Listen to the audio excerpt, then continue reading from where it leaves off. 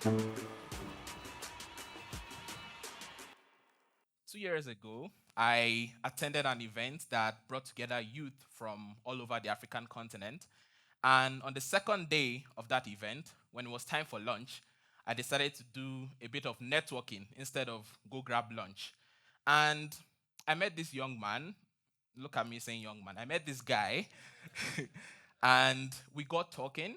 And while we were doing our introductions, he told me his name and he told me where. He told me his name and he also had a foreign accent, so I really couldn't guess where he was from just from his name. And so I decided to ask him where he was from. And then he responded, I am African. Ah, Oga, don't vex me today. Where are you from? This is an event specifically convening youth from all over the African continent. Of course, I know you are African. Oga then responds and decides to tell me why he said he was African. Because he has lived here and here and there and there across the continent. At this point, I began wondering if my decision to go do some networking instead of follow my very natural instincts to go queue for lunch was a good idea. But I laughed it off and I carried on with the conversation. And eventually, after some more talking, he spilled that he was, in fact, Nigerian, Yoruba to be precise. We were from the same country, the same tribe even. But just a few moments ago, I didn't know that he was my fellow countryman. Now, that conversation got me thinking about identity in a deeper sense. And as a branding and communications professional, I couldn't help but notice the branding element of that conversation. Now, that scenario has repeated itself many times in my life. Raise your hands if you've also experienced anything like that or anything similar to that. I can see some hands. Or perhaps you have also been Mr. I am African at some point in your life. Shout Africa if you are guilty. Ah, people are shouting. Now, I don't mean to paint people who talk like this or who say things like this in a negative light because, I mean, I am African, he was African, and we are, in fact, African. One Africa, one people, one continent. And honestly, people who speak like this are patriotic to the continent, and I think we can all agree that we need more of these kinds of people. But I think that through responses like that, we may be perpetuating a certain narrative unconsciously. Now, I've had conversations with people from European countries and from the United States and also from some Asian countries. And usually, at some point in our conversations, we start talking on the topic of places that we'd like to visit, potential travel destinations. And these people talk about specific places in specific countries on specific continents that they like to visit. But then, somewhere down the line, they go ahead and tell me that they'd like to visit Africa soon. They might even throw in the I want to go on a safari line. And now I'm wondering, does my country have safaris? But deep down, we all know it's Kenya. Um, Now, if you give these kinds of people the I am an African response, what do you think that leaves them with?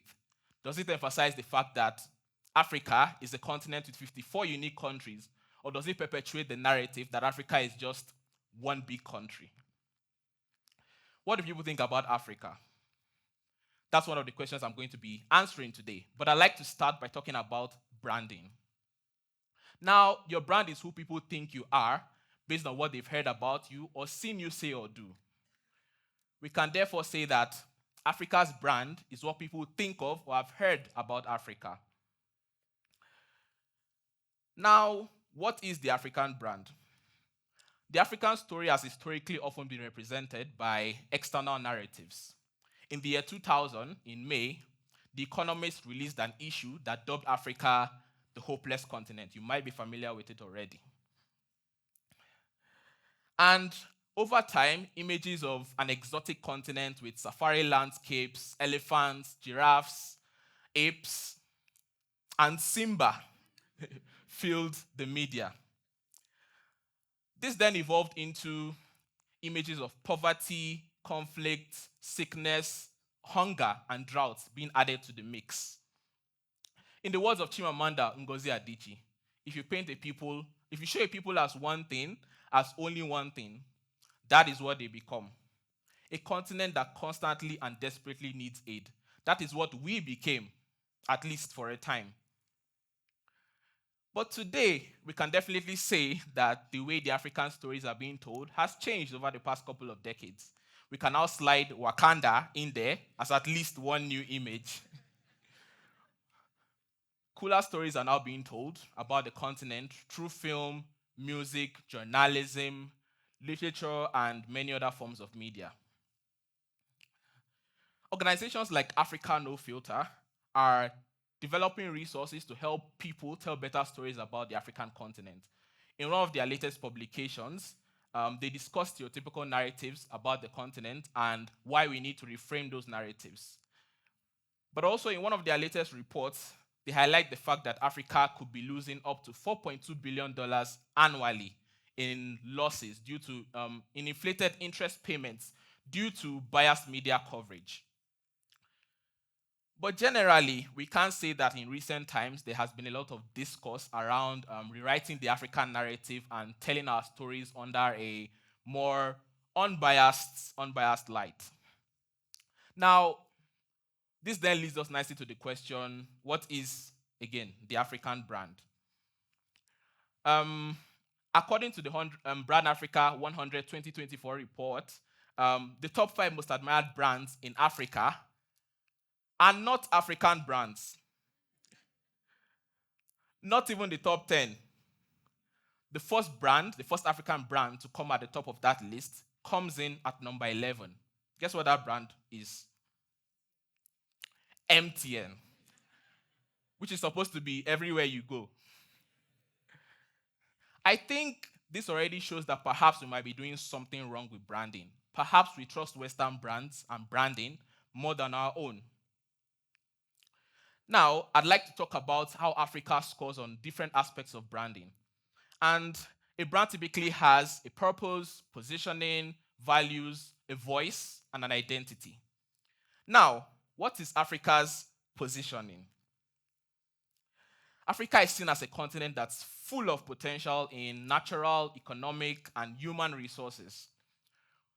We have so much potential that we are not tapping into, and everyone seems to remind us about that, and they tell us we don't know how to do so, so they'll come and show us how to do so. Africa also seems to be a continent that is there to be acted upon because we seemingly do not have the agency to act upon others. We are a place where people can come and connect with nature and their ancestral roots, even if your ancestral roots may not actually be here. We are also seen as a resilient people because we are able to thrive and survive amidst the myriad of challenges that we face on a daily basis. We are a continent of superhumans who can survive on the moon.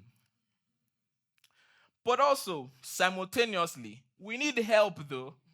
Lots and lots of it, all the aid we can get.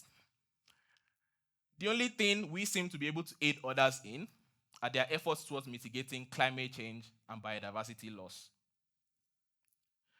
Now, what is the African voice? We sound exotic, that's for sure. Our native names are some of the most beautiful things ever said out loud. Our accents, magical. Very easy to do impressions of. But let's not forget, we can also sing though. Piano, Afrobeats, we are very melodious people, and people find our music fascinating, even if they may or may not understand a word of what we are saying. But in reality, the African voice is not one. It speaks in many different languages, over 2,000 of them. Africans say things differently and have different things to say depending on where they come from. There is no African language. Now, what is the African brand identity? A brand identity typically consists of a name, a logo, colors, and fonts. When you think of Africa, what colors come to mind? If you thought about any of the colors I'm about to show you, please raise your hands as I show each of them. Green, our biodiversity, our landscapes, our wildlife, our nature.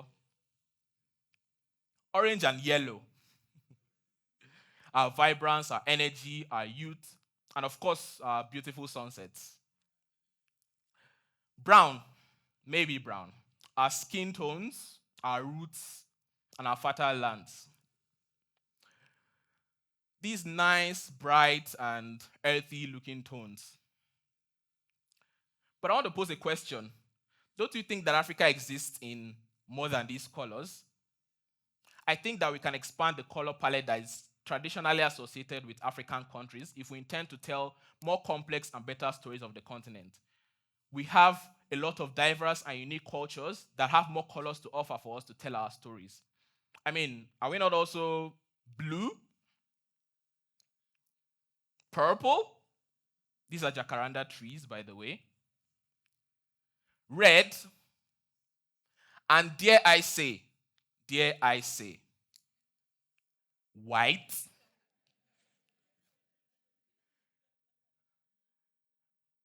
When you think of an African organization logo, what do you picture?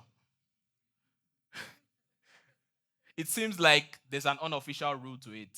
You have the name of the organization or in the form of an acronym, and then you have the Africa shape as a logo mark.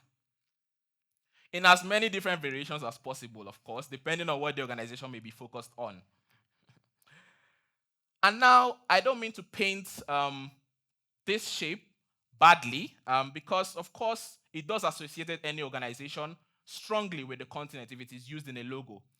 But I think you and I can agree that it just might be a little overused at this point. I think we can be more creative with things. If you don't believe what I'm saying, you can pick up your phone now and Google African organization logo, and you will see exactly what I'm telling you. You see millions of those kinds of logos. But yeah, the rebrand for Africa Center by Mamgobozi Design Factory adopts an approach that I think is the right way to go. The identity that they created for the center incorporates aspects of ancient African writing systems into the logo, as opposed to just a new version of the Africa continent shape and then the name of the center. Have you ever seen this font before? You probably have. It's called Newland Inline. If you pick up your phone now and Google African fonts, you're going to see that font and a couple of other similar fonts that look like that. Now, there's nothing inherently wrong with the fonts, and the people who designed them with good intention. The problem that I have is what they portray and why they have become associated with Africa over time. Now, where else do you see these fonts or that font being used? Well, we definitely have lions in Africa. I mean, we have all these animals as well. But we definitely don't have dinosaurs in Africa. Maybe we do. I don't know. You tell me. But yes, there's this overuse of grungy, rugged-looking, overly exotic, and most times not very readable fonts to represent Africa. But Africa is not just an unrefined place. We do have some refinement and intentionality behind our work. And I think that the fonts that we have and that we use should reflect that refinement as well. Now, designers across Africa have designed fonts that do have that refinement and are inspired by specific visual cultures from specific African countries. And I think that we should use more of these types of fonts in our branding and in our design work. And what if we had more of our own unique scripts for African languages and cultures? The way the Ethiopians, which are the closest to us, and then we have the Arabs, the Greeks, and the Koreans have their own unique scripts. Kiko is a script that has been recently developed for Yoruba, which is my native language. Perhaps we could have more of these for African languages that we could call our own. And then let's not forget Dami Sans, the font that I will design someday, even though I don't know what to be inspired by yet. Now, The thing about stereotypes is not that they are completely untrue, because many of the things I've mentioned, they do have some truth in them, but they are not the whole truth. And these stereotypes shape how people, both locally and internationally, perceive African brands, businesses, products, and people, and even what we think of ourselves. But on a brighter note, there are some countries that are now embracing their unique cultures in their branding efforts. And a very good example of one of those countries is Rwanda, where we currently are. Now, when you think about Rwanda, you think of a country that has experienced growth and development against all odds. A country with a somewhat violent past that has now become one of the safest countries in Africa. Currently, Rwanda is positioning itself as a very and highly optimal meeting and conference location on the continent. According to the World MIC Awards, MIC actually means meetings, incentives, conferences, and exhibitions. According to them, Rwanda currently ranks number 3 on the list of Africa's best MIC travel destinations. Have you ever watched a football match where PSG or Arsenal was playing and spotted the Visit Rwanda campaign? Again, another very intentional effort by Rwanda to brand the country and promote it as a very desirable travel destination. And then there's the Made in Rwanda sub-brand, which invites people to patronize locally produced goods. And I'm very happy to see that it's not made in Africa.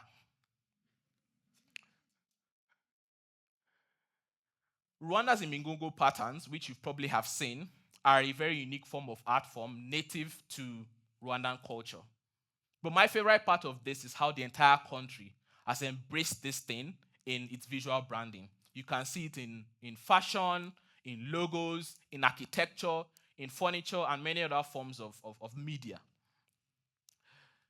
Collectively, every brand that makes use of this in their visual branding has created something easily recognizable and quickly associated with the country.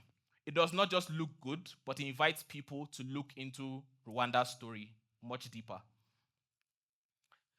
I think we can now all see how important branding is and how it can shape how people, both locally and internationally, perceive African businesses, brands, people, and even what we think of ourselves. Now, how do we go about implementing some of these changes that I'm suggesting?